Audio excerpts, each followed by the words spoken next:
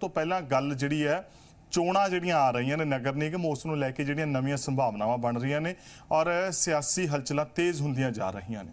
ਸ਼੍ਰੋਮਣੀ ਅਕਾਲੀ ਦਲ ਦੇ ਵੱਡੇ ਆਗੂ ਦੇ ਵੱਲੋਂ ਵੱਡਾ ਬਿਆਨ ਦਿੱਤਾ ਗਿਆ, ਕਿਹਾ ਹੈ ਕਿ ਆਉਣ ਦੀਆਂ ਚੋਣਾਂ ਬੀਜੇਪੀ ਨਾਲ ਰਲ ਕੇ ਲੜੀਆਂ ਜਾ ਸਕਦੀਆਂ ਨੇ ਕਿਉਂਕਿ ਸਾਡਾ ਉਹਨਾਂ ਦੇ ਨਾਲ ਕਿਸੇ ਤਰੀਕੇ ਦਾ ਕੋਈ ਮਤਭੇਦ ਨਹੀਂ ਸੀ, ਜੇ ਸੀ ਤਾਂ ਸਿਰਫ ਤੇ ਸਿਰਫ ਖੇਤੀ ਕਾਨੂੰਨਾਂ ਨੂੰ ਲੈ ਕੇ। ਹੁਣ ਉਹ ਵੀ ਮਸਲਾ ਹੱਲ ਹੋ ਗਿਆ, ਸੋ ਉਹਨਾਂ ਨੇ ਕਿਹਾ ਕਿ ਬਾਕੀ ਮਸਲੇ ਵੀ ਸ਼ਾਇਦ ਹੱਲ ਹੋ ਗਏ, ਪਰ ਸਵਾਲ ਕਈ ਨੇ।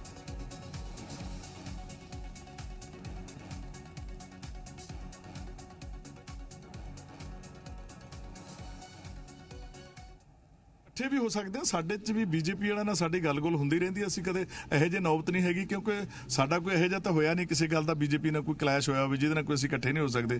साडा किसानी मसले ते अड्ड होए सी, ਉਹ ਹੁਣ खत्म हो गया सारा।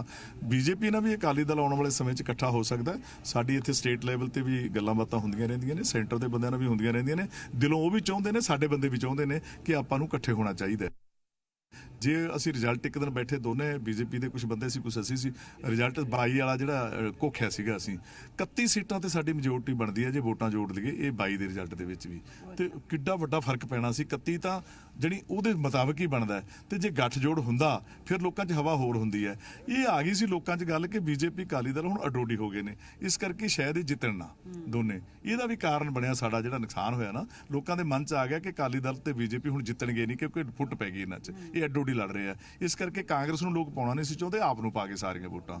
ਸੋ ਇਸ ਕਰਕੇ ਜੇ ਤੁਸੀਂ ਕੈਲਕੂਲੇਟ ਕਰੋ ਤੇ 31 ਸੀਟਾਂ ਤਾਂ ਸਾਡੀਆਂ ਫਿਰ ਵੀ ਬਣਦੀਆਂ।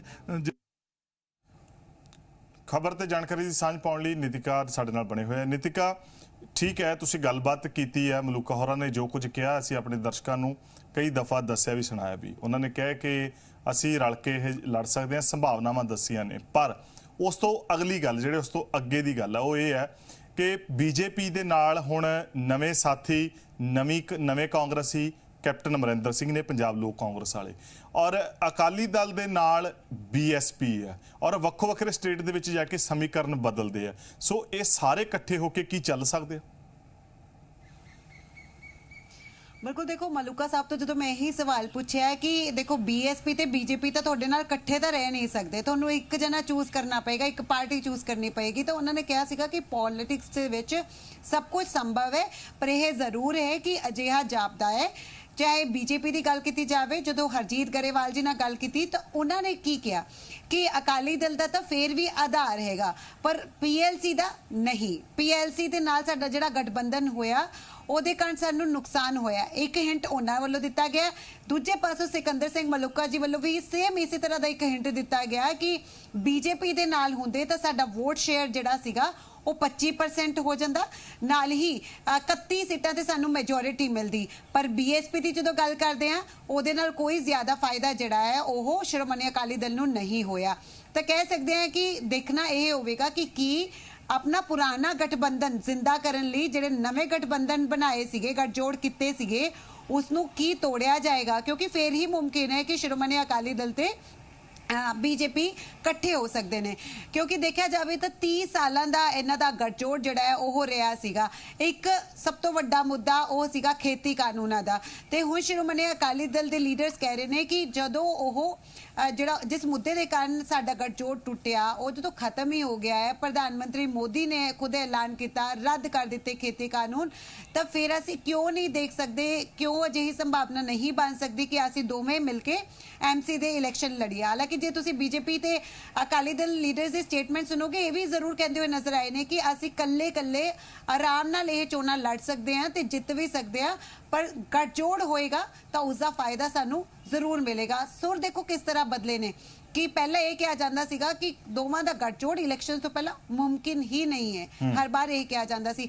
पर हुण मलूका साहब ने यह तक कह दिता कि मीटिंग्स का दौर जिहड़ा है लगातार जारी है, असीं रिव्यू कर रहे हैं सिचुएशन नूं। असीं जदों रिव्यू किया तो सानू यही लग्या कि साडा जे गठजोड़ हुंदा तो 25% तो सानू जिहड़ा है फिलहाल ही दिख रहा है कि 25% तो साडा वोट शेयर हुंदा ही है। पर जे लोकां 'च गल हुंदी कि असीं दोवें मिल के लड़ रहे हैं तो ये जिहड़ा परसेंटेज सीगा वो 35% चले जांदा। तो देखना होगा, हाले समा बहुत पे है MC इलैक्शन नूं लैके। पर जिस तरह हुण BJP के लीडर्स कह रहे हैं कि आम आदमी पार्टी नूं जे रोकना है तो इकट्ठे होना पएगा।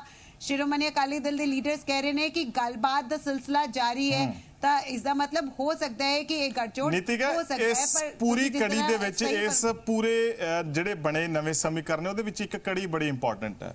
ਉਹ ਸ਼ਖਸ ਦੀ ਗੱਲ ਕਰਾਂਗੇ ਜਿਹੜਾ ਕਿ ਕਦੇ ਟਿਕਟ ਤੋਂ ਵੀ ਸ਼ਾਇਦ ਆਵਾਜ਼ਾਰ ਹੁੰਦਾ ਨਜ਼ਰ ਆਇਆ ਸੀਗਾ। ਮੇਰੀ ਗੱਲ ਅਮਰਿੰਦਰ ਸਿੰਘ ਹੋਰਾਂ ਤੋਂ ਆ ਤੇ ਉਹ ਫਿਰ ਜਦੋਂ ਪਾਰਟੀ ਬਦਲਦੇ ਆ ਤੇ ਪ੍ਰਧਾਨ ਬਣਦੇ ਆ ਔਰ ਪ੍ਰਧਾਨ ਜਿਹੇ ਬਣਦੇ ਆ ਕਿ ਮੁੱਖ ਮੰਤਰੀ ਬਣਦੇ, ਇੱਕ ਵਾਰ ਨਹੀਂ ਦੂਹਰੀ ਵਾਰੀ ਬਣਦੇ ਆ ਤੇ ਉਹ ਜਿਹੜੇ ਕਿ ਬਿਲਕੁਲ ਅਕਾਲੀ ਦਲ ਦੇ ਖਿਲਾਫ ਰਹਿੰਦੇ ਤੇ ਅਕਾਲੀ ਦਲ ਉਹਨਾਂ ਦੇ ਖਿਲਾਫ ਰਹਿੰਦਾ ਤੇ ਹੁਣ ਉਹ ਤੱਕੜੀ ਦੇ ਵਿੱਚ ਕਿਵੇਂ ਤੁਲਣਗੇ ਇਹ ਵੀ ਦੇਖਣਾ ਬਹੁਤ ਖਾਸ ਹੈ। ਦੇਖੋ ਬਹੁਤ ਅਹਿਮ ਹੈ। ਅਸੀਂ ਜਿਸ ਤਰ੍ਹਾਂ ਤੁਸੀਂ ਸਹੀ ਕਹਿ ਰਹੇ ਹੋ ਨਵਜੋਤ ਕਿ ਜਿਸ ਤਰ੍ਹਾਂ ਬੀਜੇਪੀ ਨੇ ਵੀ ਐਲਾਨ ਕੀਤਾ ਕਿ ਅਸੀਂ ਪੀਐਲਸੀ ਦੇ ਨਾਲ ਗੱਠਜੋੜ ਦੇ ਵਿੱਚ ਇਹ ਚੋਣਾਂ ਲੜਾਂਗੇ, ਪਰ ਤੁਸੀਂ ਦੇਖੋਗੇ ਕਿ ਬੀਜੇਪੀ ਦੇ ਸੀਨੀਅਰ ਲੀਡਰ ਇਲੈਕਸ਼ਨ ਖਤਮ ਹੋਣ ਤੋਂ ਬਾਅਦ ਬਲੇਮ ਕਰਦੇ ਹੋਏ ਨਜ਼ਰ ਆਏ ਸੀਗੇ ਕਿ ਜੇ ਪੰਜਾਬ ਦੇ ਵਿੱਚ ਬੀਜੇਪੀ ਦੀ ਹਾਰ ਹੋਈ ਹੈ ਤਾਂ ਪੀਐਲਸੀ ਦੇ ਨਾਲ ਗੱਠਜੋੜ ਦੇ ਕਾਰਨ ਹੋਈ ਹੈ। ਜੇ ਪੀਐਲਸੀ ਤੋਂ ਬਿਨਾਂ ਵੀ ਬੀਜੇਪੀ ਲੜਦੀ ਤਾਂ ਸ਼ਾਇਦ ਇੰਨੀਆਂ ਹੀ ਸੀਟਾਂ ਤੇ ਜਿੱਤਾਂ ਹਾਸਲ ਕਰਦੀ, ਪਰ ਵੋਟ ਸ਼ੇਅਰ ਜਿਹੜਾ ਹੈ ਸ਼ਾਇਦ ਹੋਰ ਵੱਧਦਾ ਹੈ। ਇਹ ਉਹਨਾਂ ਵੱਲੋਂ ਕਿਹਾ ਗਿਆ ਸੀਗਾ ਬੀਜੇਪੀ ਦੇ ਲੀਡਰਸ ਵੱਲੋਂ। ਪਰ ਤੁਸੀਂ ਦੇਖੋ ਕੈਪਟਨ ਅਮਰਿੰਦਰ ਸਿੰਘ ਦੀ ਇੱਕ ਅਲੱਗ ਹੀ ਥਾਂ ਬੀਜੇਪੀ ਨੇ ਰੱਖੀ ਹੈ ਤੇ ਨਾਲ ਤੁਸੀਂ ਦੇਖੋਗੇ ਕਿ ਪੂਰੀ ਤਵੱਜੋ ਜਿਹੜੀ ਹੈ ਉਹ ਕੈਪਟਨ ਅਮਰਿੰਦਰ ਸਾਹਿਬ ਨੂੰ ਦਿੱਤੀ ਜਾ ਰਹੀ ਹੈ। ਜਦੋਂ ਵੀ ਕੋਈ ਫੈਸਲਾ ਲਿਆ ਜਾਂਦਾ ਹੈ ਹਲੇ ਵੀ ਹਮੇਸ਼ਾ ਇਹ ਕਿਹਾ ਜਾਂਦਾ ਹੈ ਕਿ ਕੈਪਟਨ ਅਮਰਿੰਦਰ ਸਿੰਘ ਜੀ ਦੇ ਨਾਲ ਵੀ ਗੱਲਬਾਤ ਜਿਹੜੀ ਹੈ ਇਸ ਨੂੰ ਲੈ ਕੇ ਚੱਲ ਰਹੀ ਹੈ।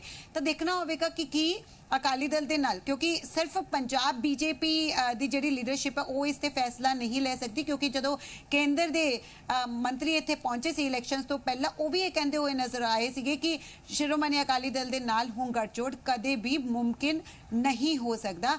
ਪਰ ਪੋਲਿਟਿਕਸ ਜਿਸ ਤਰ੍ਹਾਂ ਅਸੀਂ ਪਹਿਲਾਂ ਵੀ ਕਹਿੰਦੇ ਹਾਂ ਕਿ ਹਰ ਕੁਝ ਸੰਭਵ ਹੁੰਦਾ ਹੈ ਤੇ ਦੇਖਣਾ ਹੋਵੇਗਾ ਕਿ ਕੀ ਆਮ ਆਦਮੀ ਪਾਰਟੀ ਤੇ ਨਾਲ ਹੀ ਕਾਂਗਰਸ ਨੂੰ ਹਰਾਉਣ ਵਾਸਤੇ ਕੁਝ ਅਜਿਹਾ ਕੀਤਾ ਜਾ ਸਕਦਾ ਹੈ ਕਿ ਸ਼੍ਰੋਮਣੀ ਅਕਾਲੀ ਦਲ ਤੇ ਬੀਜੇਪੀ ਇੱਕ ਵਾਰ ਫੇਰ ਗੱਠਜੋੜ ਦੇ ਵਿੱਚ ਆਉਂਦੇ ਹੈ ਜਾਂ ਨਹੀਂ।